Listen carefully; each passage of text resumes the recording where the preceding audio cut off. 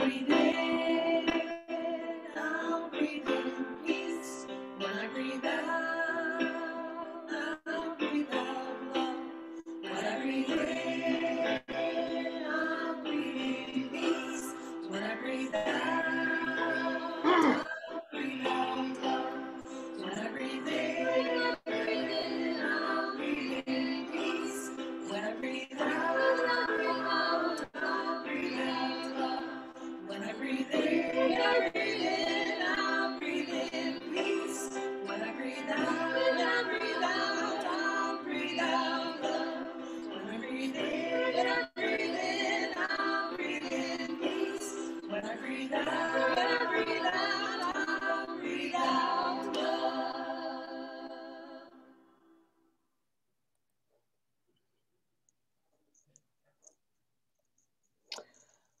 Welcome to Community Church Unitarian Universalist's virtual worship service, where we gather each week to be together in these unique times. I am Amy Boyce Holtkamp, CCUU member and worship associate.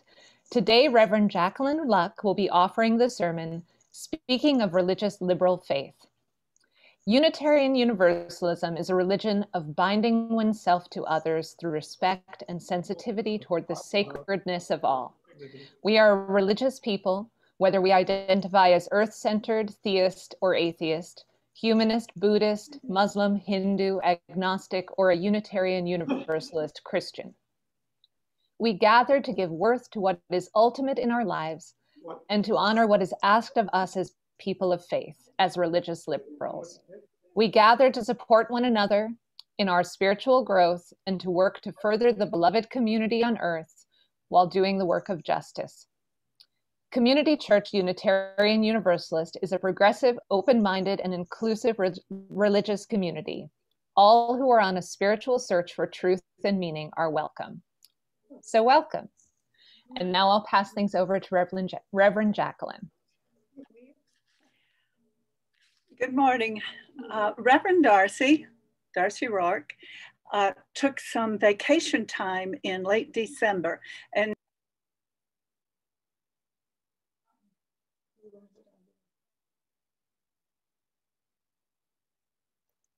Jacqueline, you got muted somehow, so could you unmute yourself? Okay, we'll try again. Reverend Darcy will be taking a vacation, or she took it in late December, and presently she's on study leave to prepare for our spring at Community Church Unitarian Universalist. In the meantime, we have wonderful, I'm sure, services led. It's kind of funny for me to read it since I'm getting ready to lead the worship, led by guest ministers and lay leaders, as well as continuing all the sacred work of our congregation.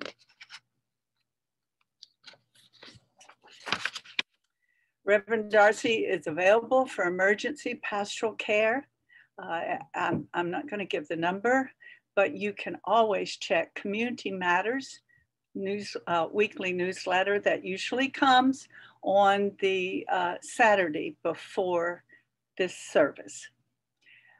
If you have any questions, please reach out to the administrative manager, Charlotte Clausen, at admin@ccuunola.org, or board president, Amy Earhart Lovelace, at president@ccuunola.org. As we begin our service, Amy Boyce Holtkamp has our first reading. This reading is from Unitarian poet E.E. Cummings' 100 Selected Poems. I thank you, God, for most this amazing day, for the leaping greenly spirits of trees and a blue true dream of sky, and for everything which is natural, which is infinite, which is yes. I, who have died, am alive again today, and this is the sun's birthday. This is the birthday of life and of love and wings, and of the gay, great happening illimitably earth. How should tasting, touching, hearing, seeing, breathing any lifted from the no of all nothing, human merely being, doubt unimaginably you. Now the ears of my ears awake, and now the eyes of my eyes are opened. Thank you, Amy. That's one of my very favorite poems by our Unitarian poet. It is Community Church's custom to light a chalice invoking hope and eternal truth in our worship. Please join us in singing along with your mute on to We Light This Flame, written by our member Bert Brunson and performed by Cindy Scott.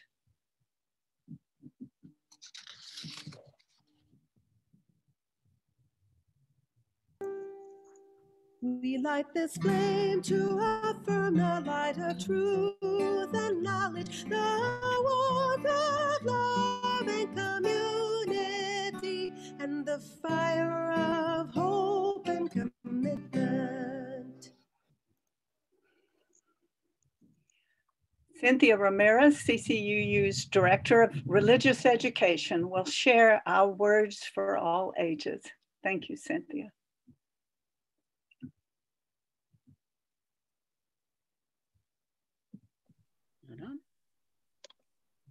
Good morning, everybody. This morning, I'm going to share with you the title of the story is Anger, a Buddhist Story. One day, the Buddha and a large following of monks and nuns were passing through a village. The Buddha chose a large shade tree to sit beneath so the group could rest a while out of the heat. He often chose times like these to teach, and so he began to speak. Soon, villagers heard about the visiting teacher, and many gathered around to hear him.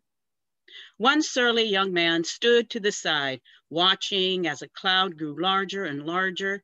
To him, it seemed that there were too many people traveling from the city to his village, and each had something to sell or teach. Impatient with the bulging crowds of monks and villagers, he shouted at the Buddha, "Go away! You just want to take advantage of us. You teachers come here to say a few pretty words and then ask for food and money." But the Buddha was unruffled by these insults. He remained calm, exuding a feeling of loving kindness. He politely requested that the man come forward. Then he asked, young sir, if you purchased a lovely gift for someone, but that person did not accept the gift, to whom does the gift belong?" The odd question took the young man by surprise. "I guess the gift would still be mine because I was the one who bought it." "Exactly so," replied the Buddha. "Now you have just cursed me and been angry with me, but I do not accept your curses. If I do not get insulted and angry in return, these curses will fall back upon you, the same as the gift returning to its owner." The young man clasped his hands together and slowly bowed to Buddha. It was an acknowledgement that a valuable lesson had been learned. And so the Buddha concluded for all to hear. As a mirror reflects an object, as a still lake reflects the sky, take care that what you speak or act is for good. For goodness will always cast back goodness, and harm will always cast back harm. Thank you. That was a powerful message for all of us. Thank you, Cynthia.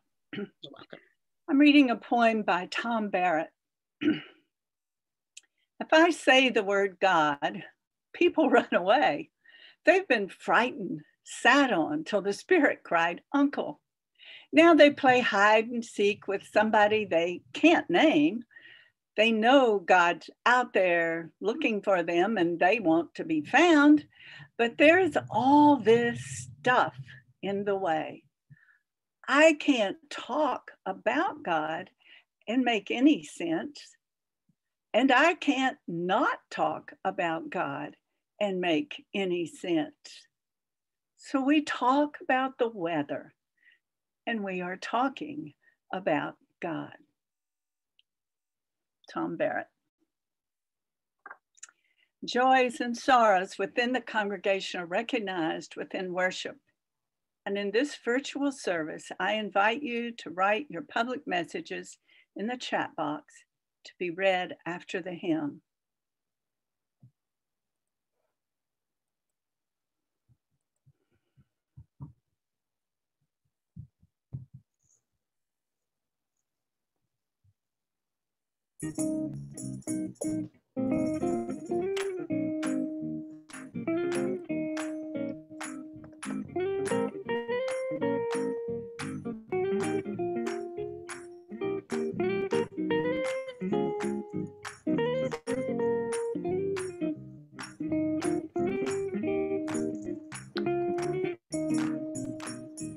There is more love somewhere. There is more love somewhere. I'm gonna keep on till I find it. There is more love somewhere. There is more hope somewhere. There is more hope somewhere. And I'm gonna keep on till I find it. There is more hope somewhere. There is more peace somewhere. There is more peace somewhere. I'm gonna keep on till I find it. There is more peace somewhere. There is more joy somewhere. Well, there is more joy somewhere. I'm gonna keep on till I find it. There is more joy somewhere.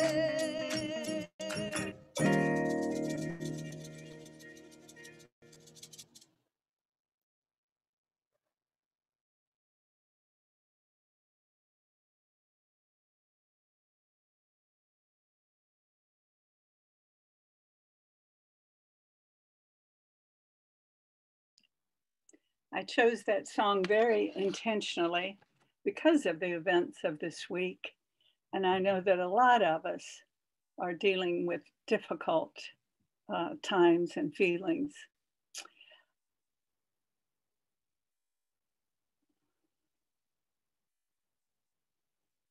Marianne Gottschall has gratitude for the vaccine, which Al and I got the first dose of yesterday. And I answered, me too. Pretty happy about that. I got double dip ice cream to celebrate.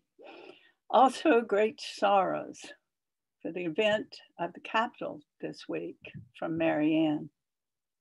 Jim O'Neill, profound sadness about the attack on our Capitol and our democracy. Jada to everyone. I'm dealing with a lot of depression. We hold you, Jada. Elizabeth Killeen, also grateful for vaccines, which hope to get someday soon, and sorrowful for Washington. Personally, joy that we will celebrate our daughter Annabelle's 3rd birthday on Saturday. Kate Vieira, new here, happy to be learning more about your beautiful community, but lonely in these hard times. Yes, Kate, I understand.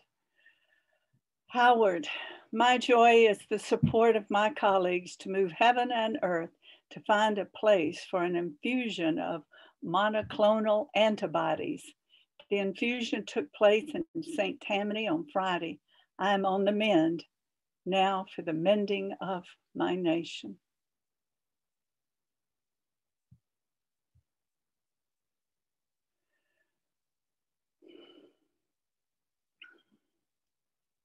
We also recognize the joys that are still bubbling up, too new to share, and sorrows unspoken. Please know that you are not alone in your difficult times.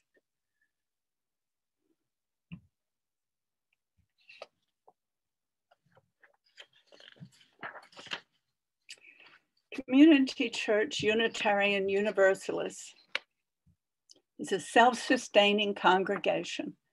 Your generosity enables the congregation to fulfill its mission within and beyond the church walls.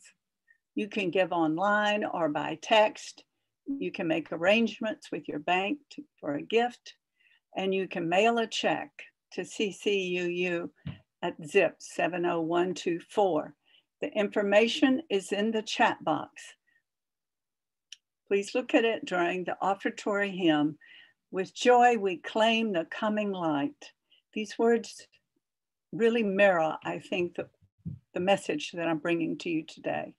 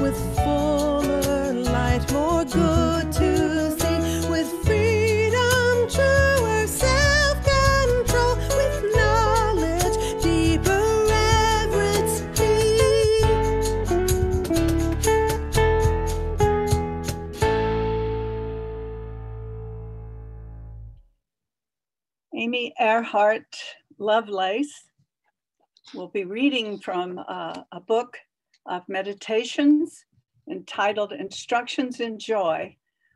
This was written by my friend Nancy Schaefer. If I were to teach a course on God.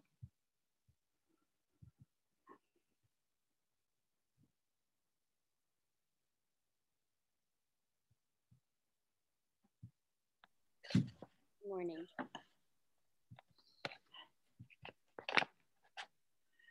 Were I to teach a course on God, I would begin with a plate of persimmons, the sweet, crisp kind, the ones more orange than red, the hard, squat feuillus I eat each November morning on hot wheat cereal with almonds. I would slice the pomegranates gently across their centers and then hold them out. See the star shape? I would offer, so all could wonder. I would slice brown bosque pears straight down their middles, so the threads of each stem trace wispily down to that rounded place where the dark seeds lie, tear-shaped and wet in white, firm flesh. I would hold the halves silently forward, their bottom smooth in the curves of my palms. I would teach God with plates of pomegranates, both before they were opened and after. I would bring wet washcloths. We would bury our faces and eat all that luminous purple red, those clear, bright kernels fitted in tight rows on small and tumbling hills, and all that juice so easily broken, sweet and puckery at once. We would say nothing. I would teach this way, with plates of fruit, a knife, many washcloths, with my eyes very large, my mouth mostly silent, so all might eat. Thank you, Amy, very much. Speaking of liberal religious faith, I forgot to turn to the sermon.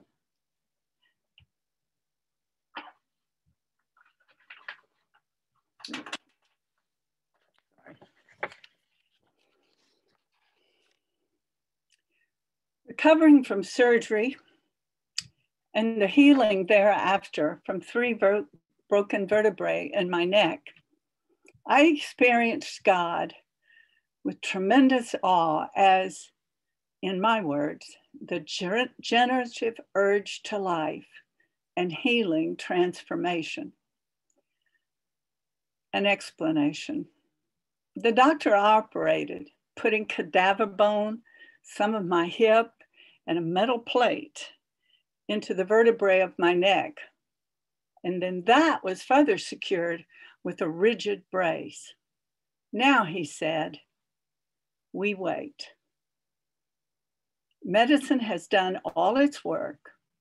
All is in place for healing. And now we wait. Every gain was miraculous. I observed a body seemingly driven for survival, to healing, for mending and growing bone. Over time, I was transformed from a person who couldn't hold her head up, even with a brace because of the torn tendons and muscles, from one who struggled to get on a walker as she'd lost the use of her entire left side, with thankfully only a bruised spinal cord. And finally, my brain was able to function mostly as it had previously. It was nothing short of a living miracle. A transformation. I who have died am alive again today, wrote E.E. Cummings, expressing exactly how I felt and still feel. Unitarian Universalists have long been understood as religious liberals. Liberal theology emphasizes freedom of conscience in determining religious belief. That determination of religious belief is made using reason and contemporary science, personal experience, and ethics.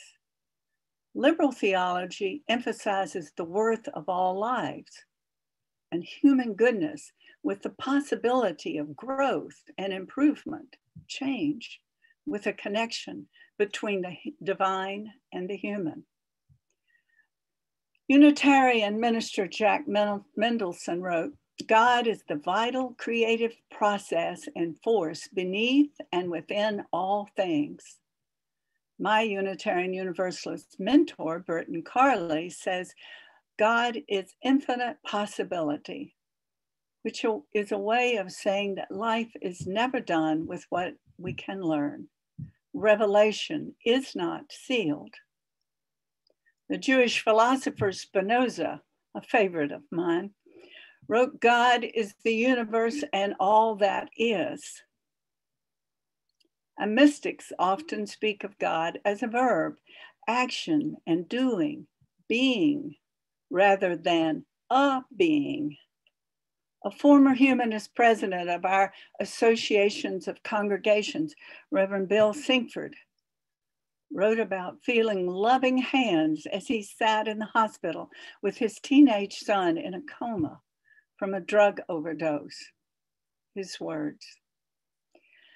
And late in the evening, I felt the hands of a loving universe reaching out to hold me. The hands of God, the spirit of life. The name was unimportant. I knew those hands would be there to hold me, whatever the morning brought. And I knew, though I cannot tell you how, those hands were holding my son as well. I knew I did not have to walk that path alone. All these UU religious liberals and many more speak of God, but of a God that is among us or within us, a universal, natural God. Religion is not something separate and apart from ordinary life, writes A. Powell Davies. It is life, life of every kind, viewed from the standpoint of meaning and purpose. Life lived in the fuller awareness of its human quality and spiritual significance. These words of Davies express the universality and the simplicity of his liberal religious faith. Minister of All Souls Unitarian Church in Washington, D.C. from 1944 until his death in 1957, Dr. Davies rose to prominence as one of America's most forthright, courageous, and liberal spokesmen.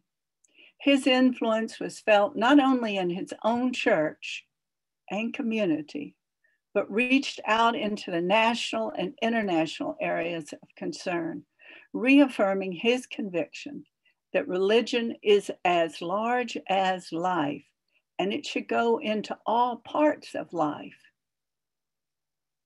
A. Powell Davies spoke of his liberal religious faith in 1946.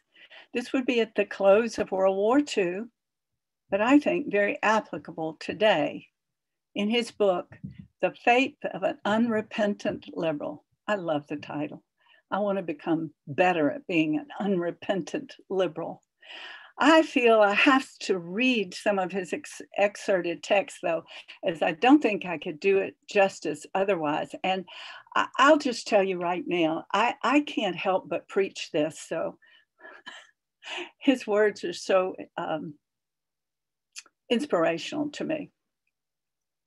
The common denominator, these are his words, the common denominator of all liberalism is devotion to liberty. The two words come from the same root. Liberalism is that which liberates. Its object is to loosen bondage, whether of the mind or of the person, whether of individuals or societies. And its motivation is the faith that human life can only reach its fullest stature through continuous liberalism, through the struggle to be free. Increasingly, freedom throughout the entire scope of human life has been the watchword of liberalism. This has meant that liberals have always accepted the scientific attitude and have labored to extend it. They have wanted a full development of the whole field of human knowledge and the conquest of ignorance and superstition everywhere. To achieve this, they have preached the open mind. It is this today that liberals stand accused of. They try to make a better world in place of leaving it to false, fallacious hopes of providential intervention. Religious liberals do not pray that God will save them from themselves through some impossible miraculous salvation. Religious liberals pray that God will save them in and through themselves while working out their own salvation. As one such liberal, I, A. Powell Davies, glory in the accusations. I am a liberal without apology, a liberal without misgivings, a liberal without regret. I am an unrepentant liberal. Only the free mind can possess the future. Lives in bondage to supernatural fantasies will never find the courage or the strength to possess the future.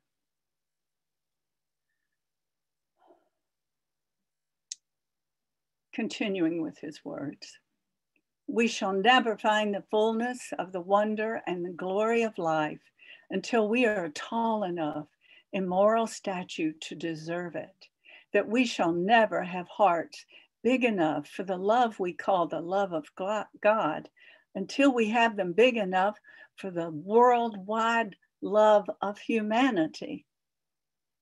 Only this faith and freedom, linked with universal beloved community, can be enough to save the world and then rebuild it. This faith that begins in individual freedom of belief and goes out to the limitless can build throughout the world the free and universal church, a church free of creeds and doctrines.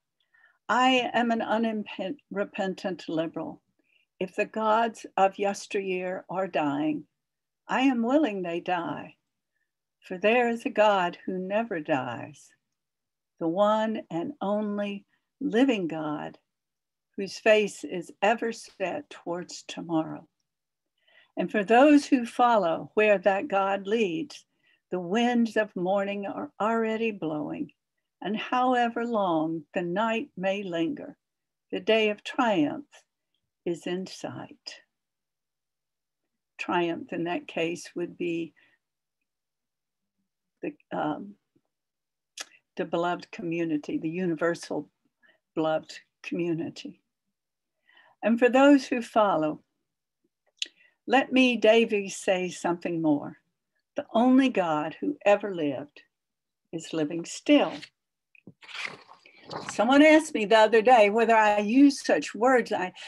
Did I mean them merely as symbols or as reality? All words are symbols, but I mean them as reality. I mean there is a power, a spirit, a presence far beyond our intellectual grasp, but utterly alive in human minds, awake in human hearts, and moving us onward to our own fulfillment.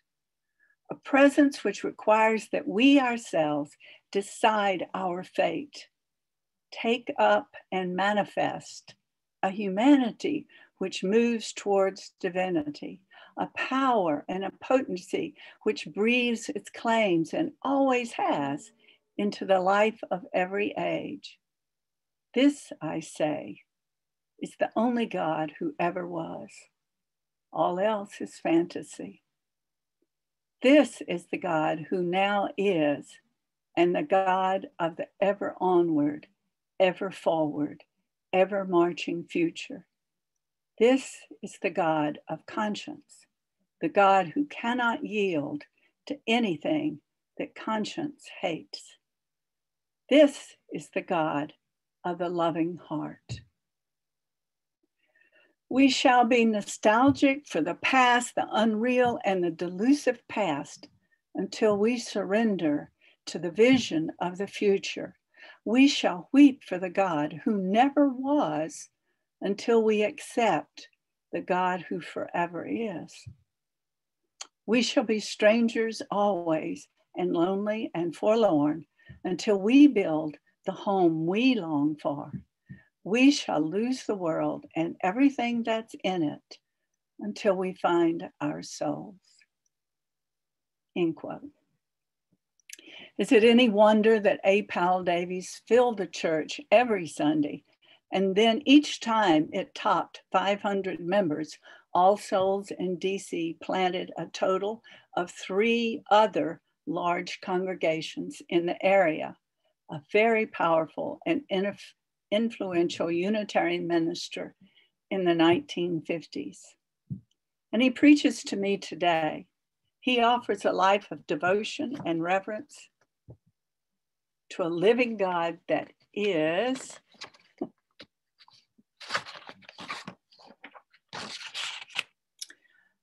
the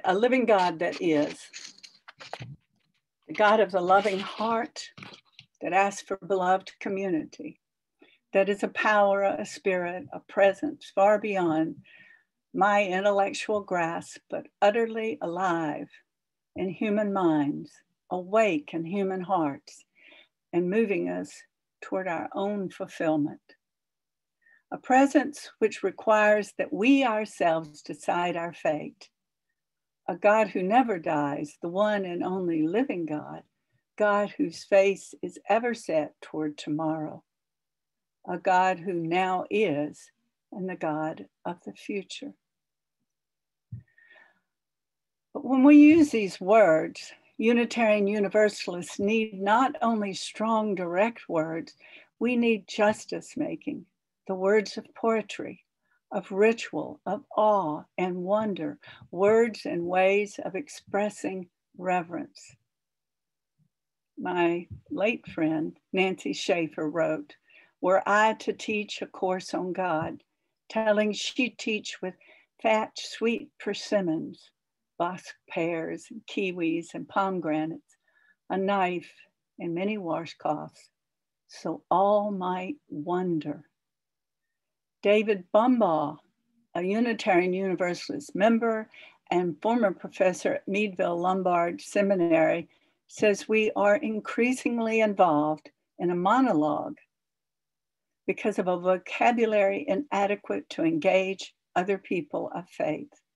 We have lost the ability to speak of that which is sacred, holy, or ultimate, or of ultimate importance to us. The language that would allow us to enter into a critical dialogue with religious community, end quote. Jean Neuwehar, influent in faith, points out that a language of reverence is understandable in all major religions. It's not the language of Christianity alone. It opens a door for UUs in religious conversations as theist and humanist, naturalist, atheist, Buddhist, or earth-centered. Personally, at times I feel tongue-tied trying to describe moments of inspiration, beauty, truth, my sacred moments told without a language of devotion. When we need comfort, strength, wisdom, when we're in terror, as Bill Singford was, we may want to pray, but what to say? I find when reading A. Powell Davies, the unrepentant religious liberal sermons and books written by earlier Unitarian Universalists or contemporary UUs, that there are books of understandings of religious language that are true to liberal faith, as it is manifested in some mainline churches, mostly Protestant, and synagogues, as well as by Unitarian Universalists. Our UU language of reverence is an expansive language, as is our faith, not encrusted in ancient or fundamentalist interpretation. Some examples I've gleaned. Bill Singford writes, for all those who deny they are religious, that there is the root word religio, which means to bind together. Religion is to bind up that which has been sundered, cut away, and to make connections in a world which would isolate us. Jack Mendelson wrote, religion is concerned with all of life.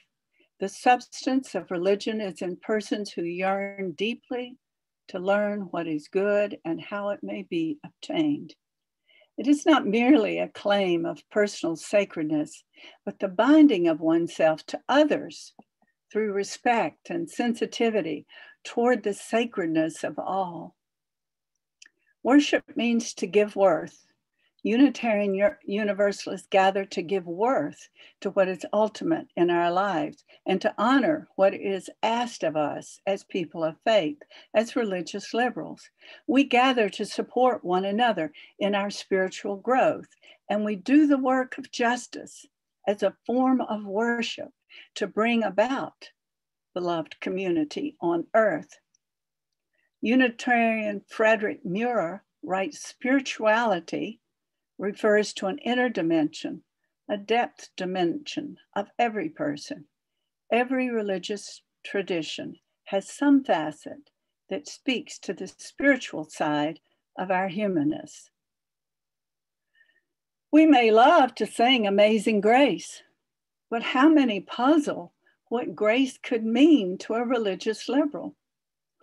Reverend Carley often says, grace is equal to the good we seek and find each day. It's a two-way seek and find. Grace is that possibility we can seldom fathom, the door that opens when we didn't even know there was a door.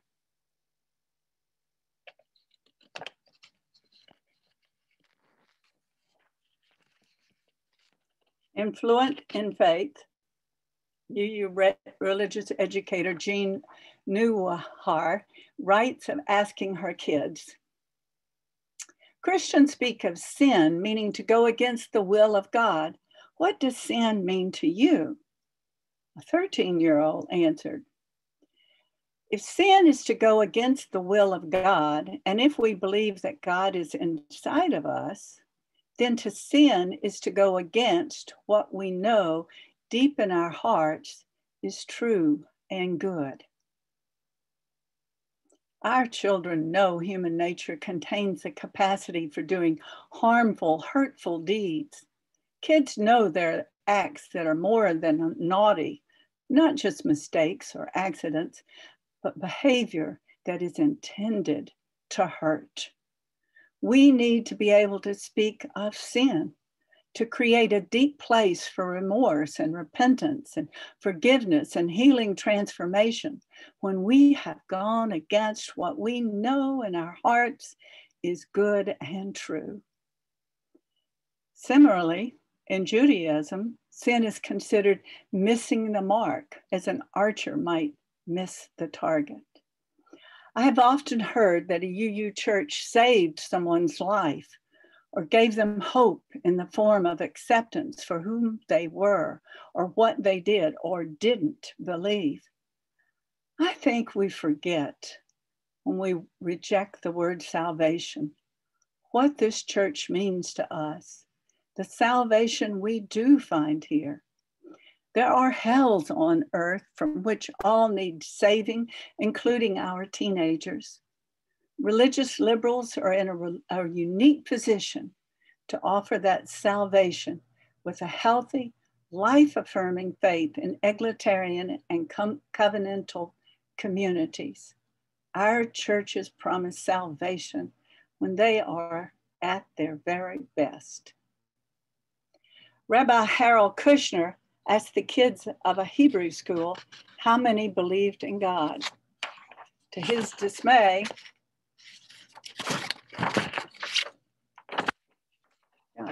not a one raised their hand.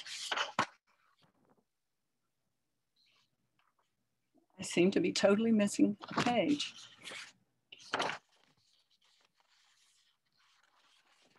Well, I can tell you, not a one raised their hand. They said,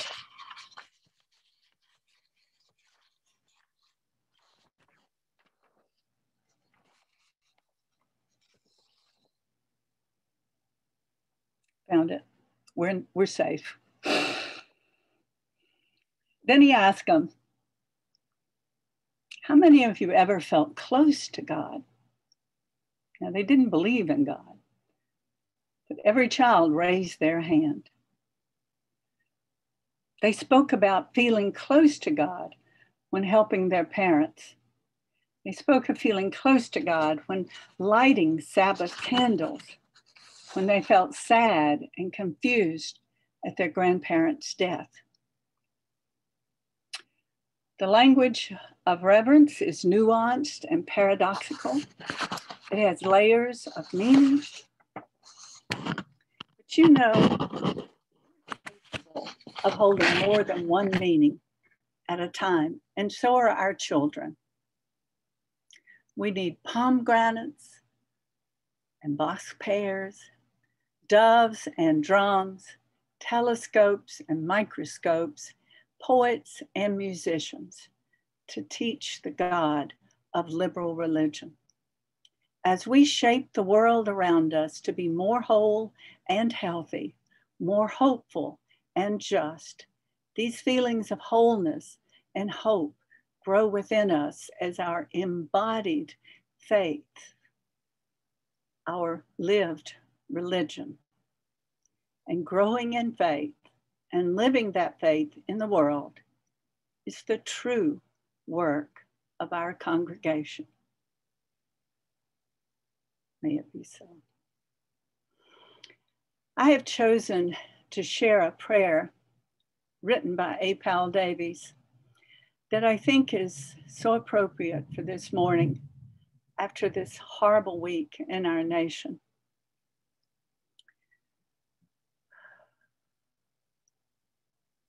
Also kind of gives us an example of how a religious liberal might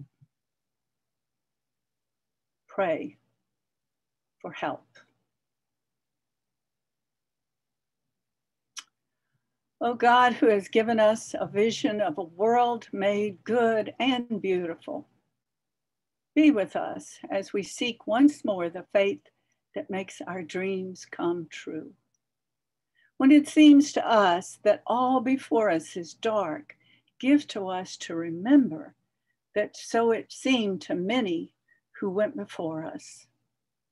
When mistrust and doubt are among us, and we are battling bleakly with despair, let us know the great and good of every time have had to find their way with courage and in confidence and trust, as we too must. Help us, O God, to keep close company with those spirits.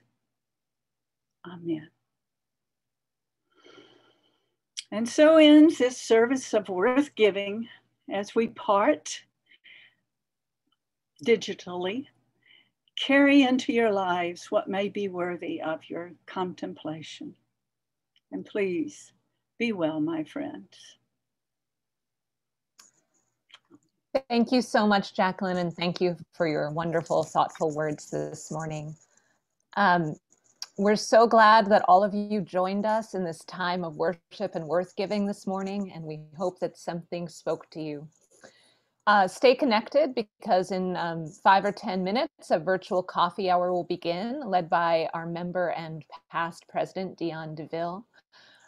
Take care, everyone. I'm wishing you lots of Bosch pears and persimmons and pomegranates for the rest of your Sunday. Thanks again, everyone. Take care.